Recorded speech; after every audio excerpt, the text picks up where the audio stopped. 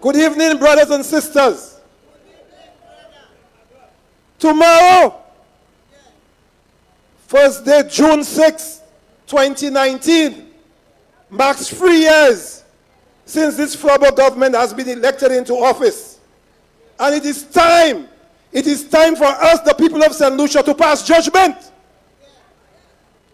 In my estimation, brothers and sisters, and I'm sure if you go wrong, St. Lucia, in the estimation of a large number of the population, we can report that the state of the nation is in crisis. Brothers and sisters, you know when you go to school, they give you a timetable, and at the end of the term, they add up all your marks. So here's what.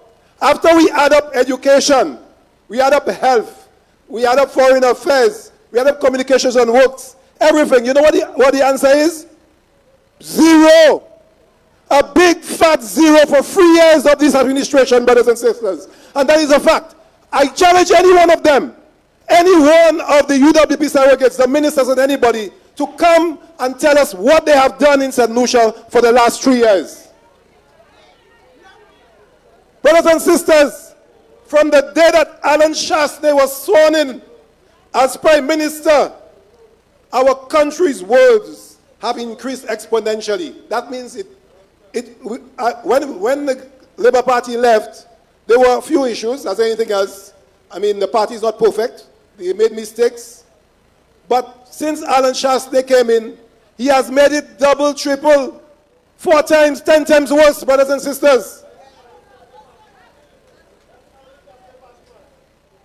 But we never, ever, brothers and sisters, imagine in our wildest dreams that we would be experiencing this nightmare of a Prime Minister and by extension his government. Zot tout staffs haki akokma.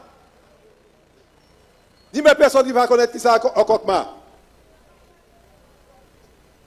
Akokma, c'est là moun ka weve.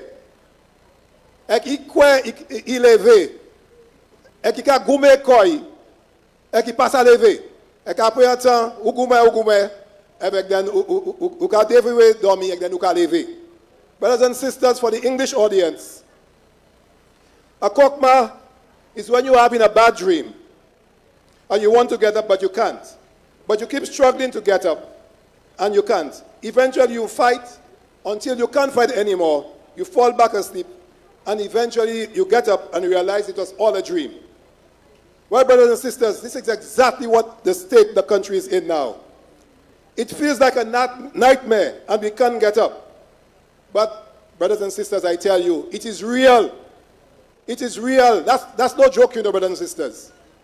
For my almost 60 years in this country, this is the worst I have encountered.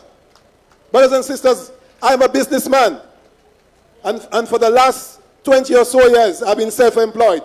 And I can tell you that I have lost 50% since this government came into power. 50% of my earnings. And I can speak for myself. I can't speak for everybody else.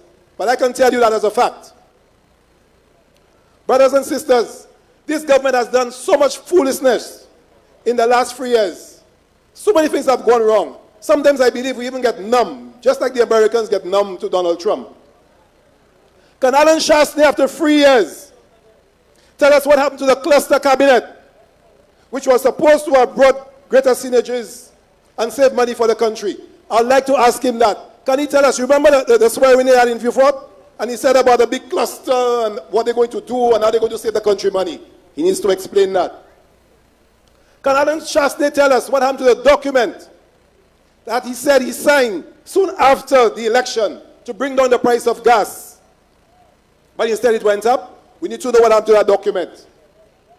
And can he tell us what happened to the 6.80 he said, that the Labour Party was making, the profit the Labour Party was making on the gas during the 2014-2015 period. Can Alan Shastney tell us what happened to the 12 dialysis machines that he claimed that the Labour Party had in storage and refused to commission them and caused people to die just before the last election? What happened to these machines, brothers and sisters? We need to ask him these questions. What happened to St. Jude reconstruction project? It was 70% complete in 2016, and up to today, it is lying there. Nothing is happening, and according to the doctors, people are dying. He needs to answer these questions. What happened to the Denbury Wind Farm? 19,000 homes would have been powered with clean, renewable energy by now, and saving the average St. Lucian, or those persons who got their homes wired, would be saving them hundreds of dollars in electricity bills per month. What happened to that? The nice initiative, over 1,000 workers were sent home because Spider said they were Jean labor. The Hewanorra International Airport, brothers, that's a topic by itself. We have to spend, I'll speak to the political leader, we have to spend one night, at least half an hour, to explain to you all what went on with that project from ever since Guy Joseph and them took it, up to now what is going on. Brothers and sisters, there was an administrative center for $60 million for Vieux Fort, where we were supposed to bring all the services for the people down there, including their passport, their birth certificate, and so on. Alan Shasta has to explain what happened to that. Brothers and sisters, there was a $7.5 million museum and art center to regenerate the inner cities around Castries. That has been shelved.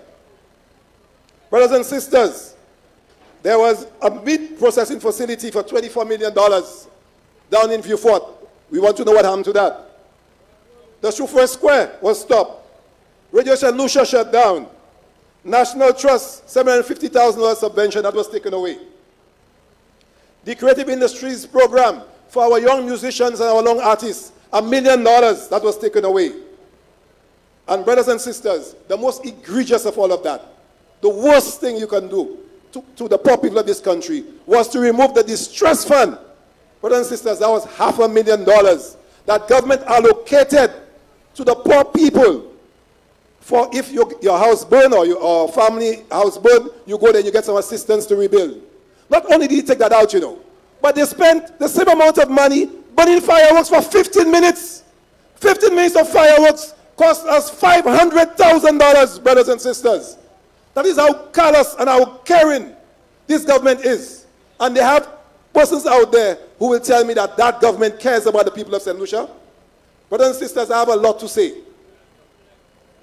Okay, but the last thing I will say here tonight is about that highway that is stopped to Grosley. Brothers and sisters, that was a project which was already approved and on the way to go. And you know what he did? He stopped it. And he keeps using the police escort. That's what he does, you know. He lives in Cap Estate. To fly up and down the road. So you are in the siren, and then Shasta is passing. So everybody got to pull up. And then all of us, what they call us mendicants, jackasses and whatever, so we have to sit there and wait. You understand? And the country suffers all the time. So brothers and sisters, just these few words, I have a lot to say, but as the chairman said, there'll be other meetings. So I'm going to appeal to the political leader tonight. Mr. Political Leader, I am ready. I am ready. Any meeting, any match, any walk, it could just be a little tete-a-tete. Anything. And brothers and sisters, I want you to be ready as well. This is a crisis. We want all hands on deck. Anything that we can do to move this government, we need to rally behind our political leader, and they already start spreading rumors. And I will deal with that at another time, brothers and sisters. But tonight is a time for us to focus on them for the last 3 years. I thank you. Have a good night. And you will hear from me again in the weeks and months to come. Thank you very much.